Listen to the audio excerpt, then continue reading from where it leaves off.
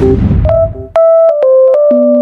what's up? Magandang umaga mga gar. Mga gar, ako po ngayong araw ay mapasok sa car wash at kaya po ako umagap ng gising ay dahil ako po ay maagap sa car wash at linggo po ngayon ako po ay mapasok. O, tara na guys. 2,000 years later.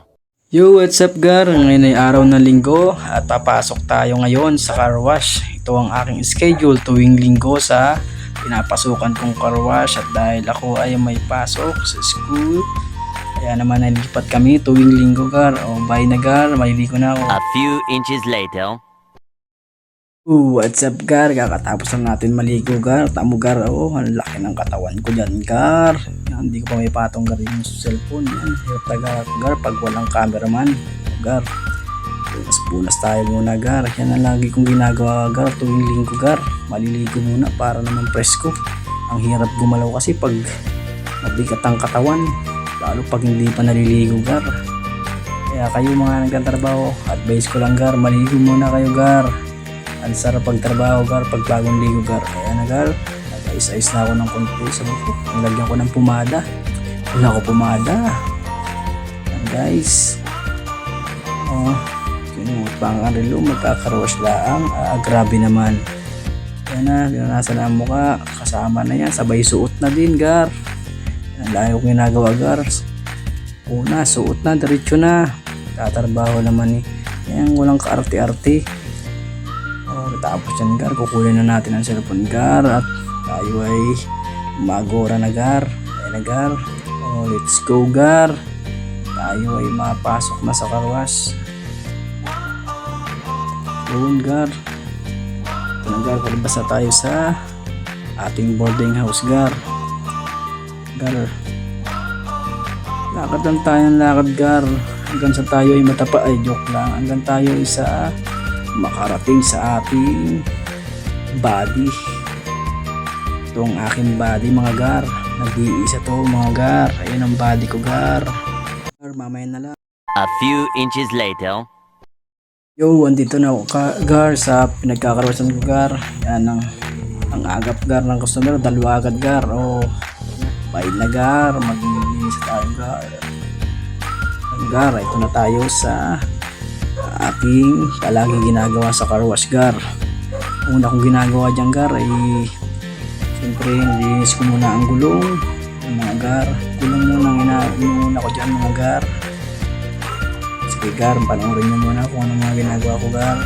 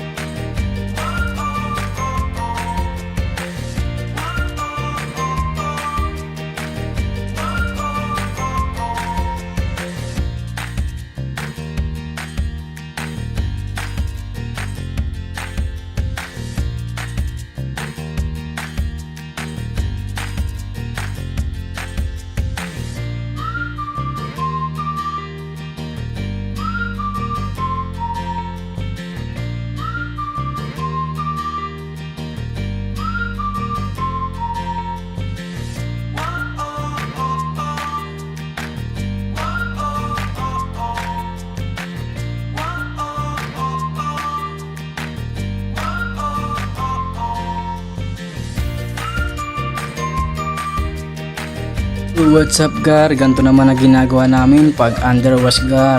Pagka underwash ng 4 wheels gar, kailangan mong unahin muna ang gulong gar.